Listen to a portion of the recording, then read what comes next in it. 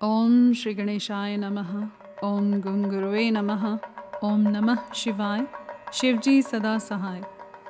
वायव्य संहिता उत्तरखंड अध्याय 41। मेरुगिरी के स्कंद सरोवर के तट पर मुनियों का संत कुमार जी से मिलना, भगवान नंदी का वहां आना और दृष्टिपात मात्र से पाश छेदन एवं ज्ञान योग का उपदेश देकर चला जाना। शिव पुराण की महिमा तथा ग्रंथ का उपसंहार। सूत जी कहते हैं, वहाँ मेरु पर्वत पर सागर के समान एक विशाल सरोवर है जिसका नाम स्कंद सर है। उसका जल अमृत के समान स्वादिष्ट, शीतल, स्वच्छ, अगाध और हल्का है। वह सरोवर सब ओर से स्फटिक मणि के शिलाखंडों द्वारा संगठित हुआ है। उसके चारों ओर सभी ऋतुओं में खिलने वाले फूलों से भरे हुए वृक्ष उसे आच्छादित किए रहते हैं। उस सरोवर में सेवार, उत्पल, कमल और कुमुद के पुष्प तारों के समान शोभा पाते हैं और तरंगे बादलों के समान उठती रहती हैं, जिससे जान पड़ता है कि आकाश ही भूमि पर उतर आया है। वहाँ सुखपूर्वक उतरने चढ़ने के लिए सुंदर घाट और सीढ़ियाँ हैं।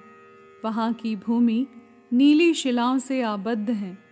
आठों दिशाओं की ओर से वह सरोवर बड़ी शोभा पाता है। वहाँ बहुत से लोग नहाने के लिए उतरते हैं और कितने ही नहाकर निकलते रहते हैं। स्नान करके श्वेत यज्ञोपवीत और उज्ज्वल कौपिन धारण किए, वलकल पहने, सिर पर जटा अथवा शिखा रखाए या मूंढ मुड़ाए, ललाट में त्रिपुंड लगाए, वैराग्य से विमल एवं मुस्कुराते मुख वाले बहुत से मुनि कुमार घड़ों में, कमलिनी के पत्तों के दोनों में, सुंदर कलशों में, कमंडलुओं में तथा वैसे ही करकों यानी करवों आदि में अपने लिए, दूसरों के लिए, विशेषतः देव पूजा के लिए वहाँ से नित्य जल और फूल ले जाते हैं। वहाँ इष्ट और शिष्ट पुरुष जल में स्नान करते देखे जाते हैं।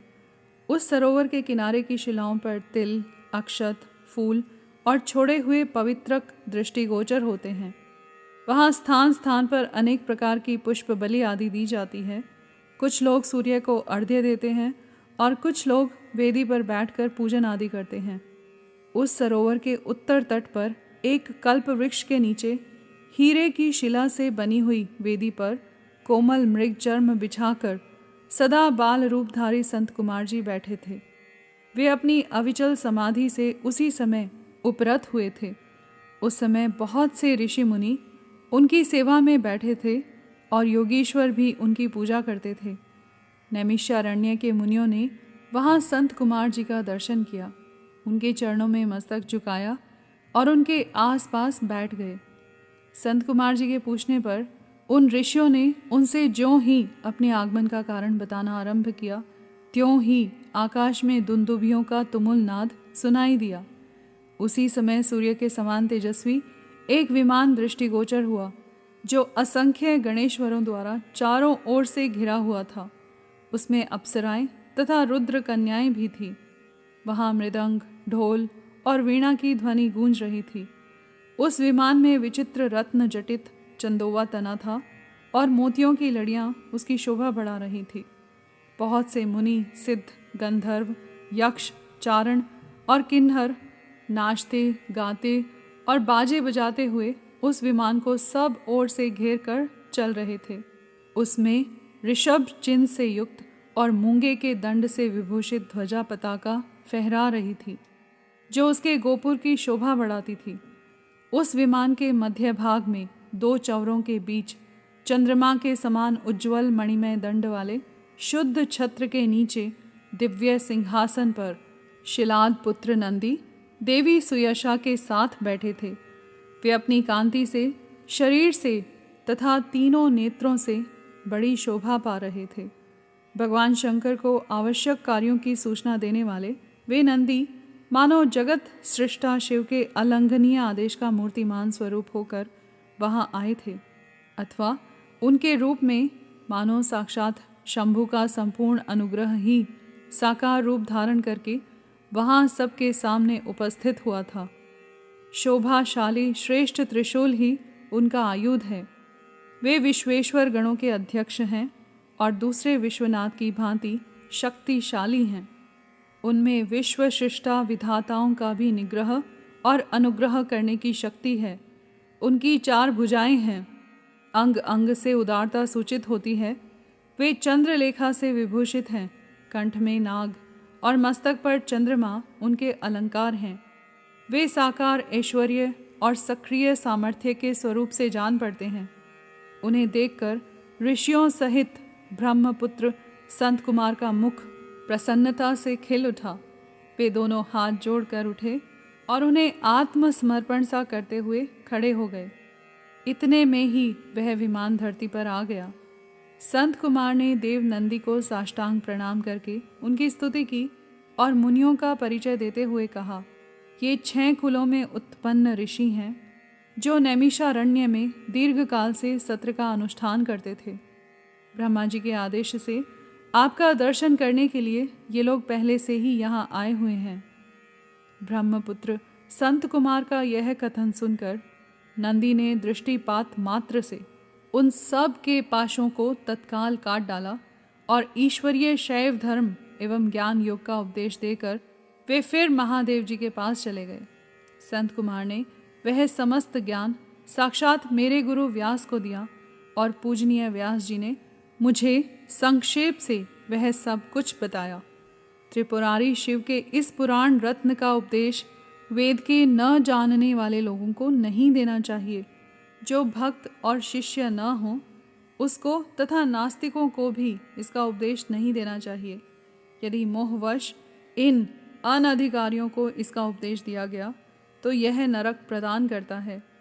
जिन लोगों ने सेवानुगत मार्ग से इस पुराण का उपदेश दिया, लिया, पढ़ा अथवा सुना है, उनको यह सुख तथा धर्म आदि त्रिवर्ग प्रदान करता है और अंत में निश्चय ही मोक्ष देता है। इस पौराणिक मार्ग के संबंध से आप लोगों ने और मैंने एक दूसरे का उपकार किया है, अतः मैं सफल मनोरथ होकर जा रहा हूँ।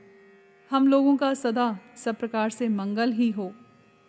सूत जी के आशीर्वाद देकर चले जाने और प्रयाग में उस महायज्ञ के पूर्ण हो जाने पर वे सदाचारी मुनि विषय कलुषित कलिकाल के आने से काशी के आसपास निवास करने लगे।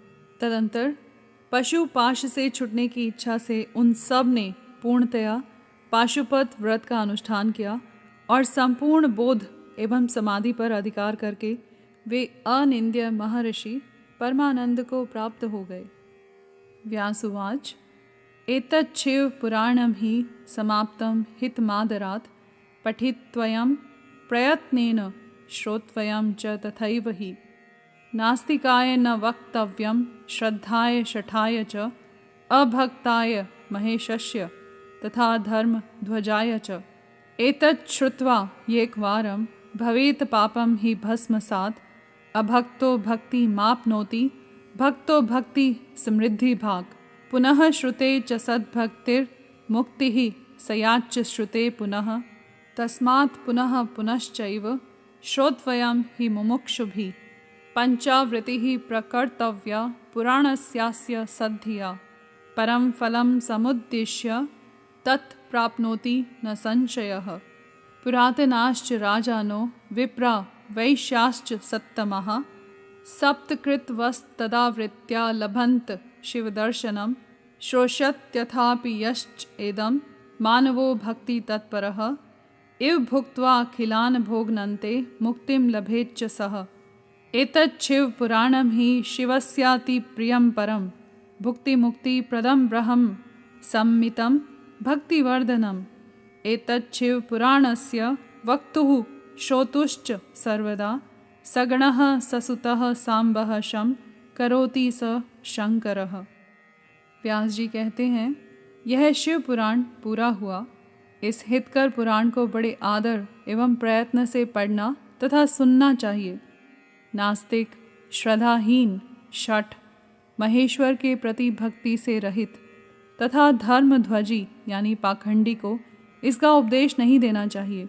इसका एक बार श्रवण करने से ही सारा पाप भस्म हो जाता है। भक्तिहीन भक्ति पाता है और भक्त भक्ति की समृद्धि का भागी होता है। दोबारा श्रवण करने पर उत्तम भक्ति और तीसरी बार सुनने पर मुक्ति सुलभ हो जाती है। इसलिए मुमुक्षु पुरुषों को बारंबार इसका श्रवण करना चाहिए। किसी भी उत्तम फल को पाने के लिए शुद्ध बुद्धि से इस पुराण की 5 आवृत्ति करनी चाहिए। ऐसा करने से मनुष्य उस फल को प्राप्त कर लेता है, इसमें संशय नहीं है। प्राचीन काल के राजाओं, ब्राह्मणों तथा श्रेष्ठ वैश्यों ने इसकी 7 आवृत्ति करके शिव का साक्षात दर्शन प्राप्त किया है। जो मनुष्य भक्ति परायण हो इसका श्रवण करेगा, वह भी इहलोक में संपूर्ण भोगों का उपभोग करके अंत में मोक्ष प्राप्त कर लेगा। यह श्रेष्ठ शिव पुराण भगवान शिव को अत्यंत प्रिय है। यह वेद के तुल्य माननीय, भोग और मोक्ष देने वाला तथा भक्ति भाव को बढ़ाने वाला है। अपने प्रमथ गणों, दोनों पुत्रों तथा देवी पार्वती के साथ भगवान शंकर इस पुराण के वक्ता और श्रोता का सदा कल्याण करें। यहाँ पर वायवीय संहिता संपूर्ण हुई, साथ ही शिव पुराण भी संपूर्ण हुआ। कर्पूर गौरम करुणावतारम संसार सारम भुजगेंद्रहारम सदा वसंतम हृदयारविंदे भवम भवानी सहितं नमामि।